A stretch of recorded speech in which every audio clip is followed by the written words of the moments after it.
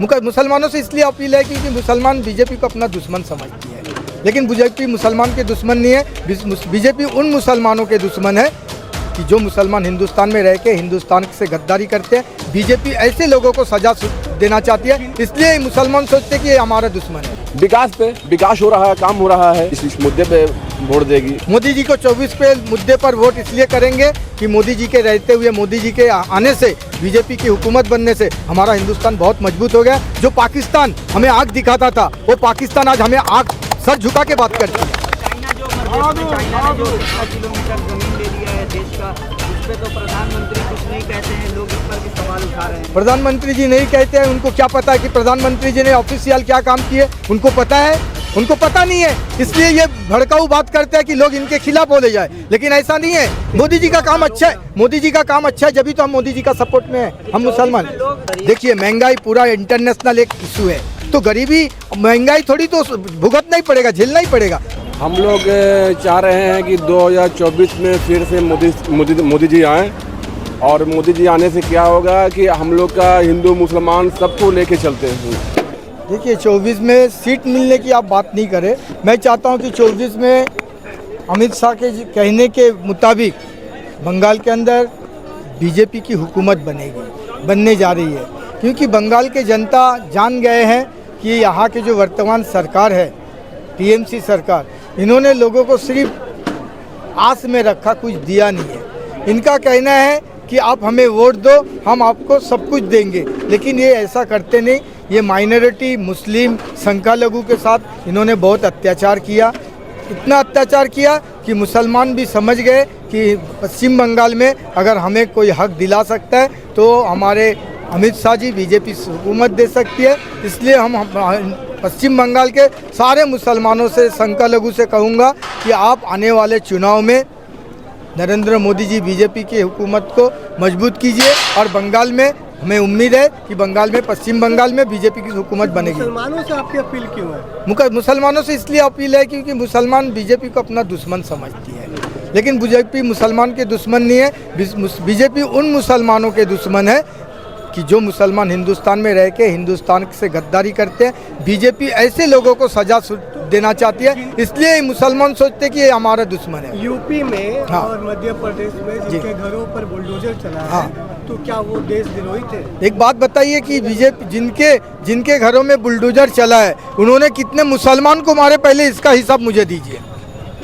इन्होंने, जब इनकी हुकूमत थी, ये काउंसिलर थे, ये एमएलए थे, एमपी थे, इन्होंने दादागिरी करके कितने सारे मुसलमानों को मारा। पहले मुसलमान उनसे पूछे कि अपने कौम, अपने ब्रदरी के लोगों को उन्होंने कितना हत्या की है, तो क्यों नहीं उनके ऊपर बुलडोजर चलाया जाए? उन्होंने कितने लोगों के ऊपर जुल्म किए, तो ईश्वर अल्लाह भी तो ऊपर बैठा है ना, वो भी तो देख रहा है ना, वो भी उनको सजा दिए हैं, इसके लिए उनके घरों में बुलडोजर चलाया गया। उमर खालिद का नाम आपने सुना होगा? सुना। वो जेल में, क्या वो देशद्रोही थे? देखिए, अगर वो देशद्रोही नहीं है तो फिर वो जेल में क्यों है? मैं अगर आपसे पूछूं, क्योंकि एक संविधान है, देश में कानून है, कानून की काम करती है, तो फिर उनके वकील, एडवोकेट, जज सब जो है, उन्होंने उनको जेल में क्यों रखा है? वो देशद्रोही है, जब भी तो उन्होंने देश में क्या गुनाह लगता है? उन्होंने कौन सा गुनाह किया? जो भी गुनाह किया, सुनिए, जो भी गुनाह किया है उनको सजा मिलनी चाहिए, और मिली है, और मैं समझता हूँ ये सजा उनको भुगतना पड़ेगा। अगर मैं भी देशद्रोही कोई काम करता हूँ हिंदुस्तान में रह के, मैं कहता हूँ हिंदुस्तान के कानून को कि मुझे भी सजा दिया जाए। सरकार की आलोचना करना क्या देश का आलोचना करना है? सरकार की आलोचना करना, तो रूलिंग पार्टी अगर उसकी आलोचना कर रहे हैं, उसके कोई मुद्दे पर के खिलाफ अगर कह रहे हैं, तो क्या ये देश के खिलाफ हो जाता है? ऐसा आरोप लगता है लगातार देश में, क्या कहेंगे इसके? देखिए, जो पश्चिम बंगाल में आज टीएमसी सरकार है, अगर वो कानून के खिलाफ कोई काम करे और केंद्र सरकार अगर उसके ऊपर अगर एक्शन ले, तो वो ये नहीं हो सकता, कोई नहीं कह सकता है कि ये देश के खिलाफ है, क्योंकि ये देश हिंदुस्तान के अंदर ही है ना। पश्चिम बंगाल तो इंडिया और हिंदुस्तान के, भारत के बाहर तो नहीं है। जब केंद्र सरकार से पैसा दिया जाता है, केंद्र सरकार से राज्यों को पैकेज दिया जाता है, तो वो सारा पैसा कहाँ जाता है? तो पूछेंगे नहीं, पूछने का हक नहीं है। आज ममता दीदी अगर जाके दिल्ली में बैठती है और अगर यहाँ कांग्रेस की हुकूमत बनती है, तो वो भी तो पूछेंगे कांग्रेस से, भाई पश्चिम बंगाल में मैंने इतना सारा पैसे दिया, तुमने लोगों के लिए क्या काम किए? तो दीदी को इतना सारा पैसा दिया गया और मोदी जी पूछेंगे नहीं?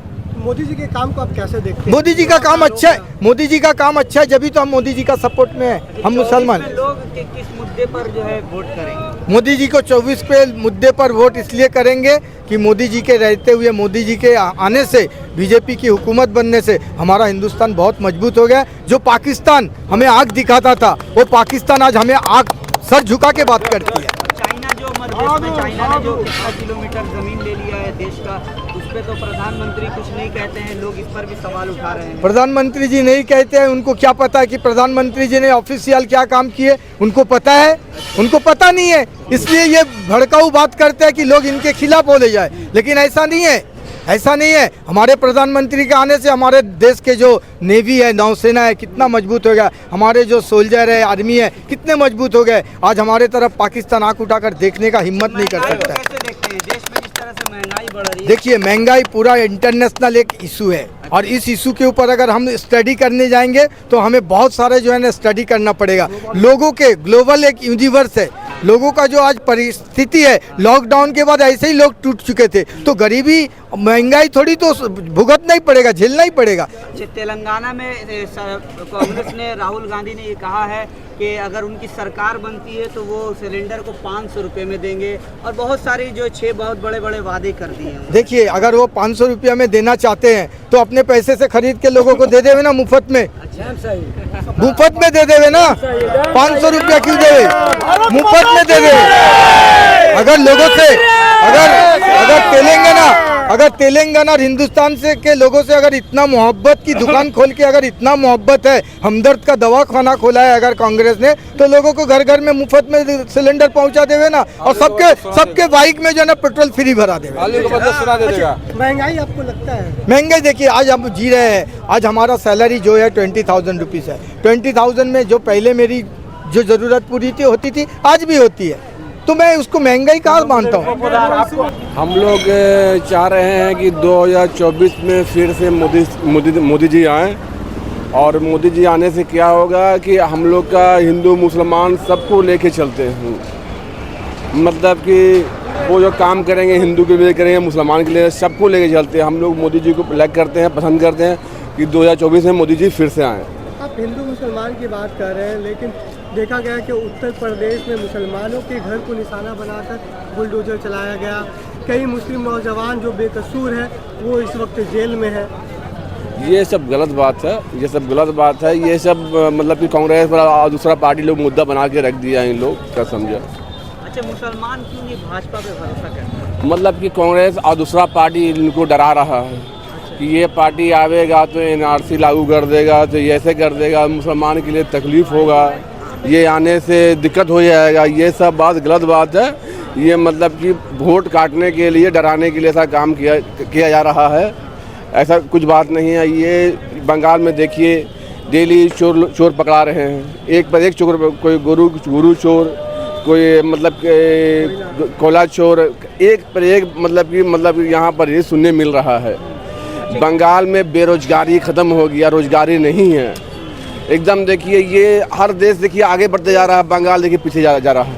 तो आपके पार्टी में एक MLA है, उनका नाम शुभेंदु अधिकारी, उनको भी देखा गया पैसे लेते हुए जब उस वक्त तृणमूल में थे। ये बात तो बता नहीं पाएंगे, ये बात गलत बात है, क्या समझा। ये बात तो गलत बात है, मानने वाला बात नहीं है, क्या समझे। इन मुद्दों पर देश जो है भाजपा को वोट देगी? विकास पे, विकास हो रहा है, काम हो रहा है, काम हो रहा है। एम्प्लॉयमेंट, ये हाँ काम हो रहा है। इस मुद्दे पे वोट देगी। ठीक, थैंक यू।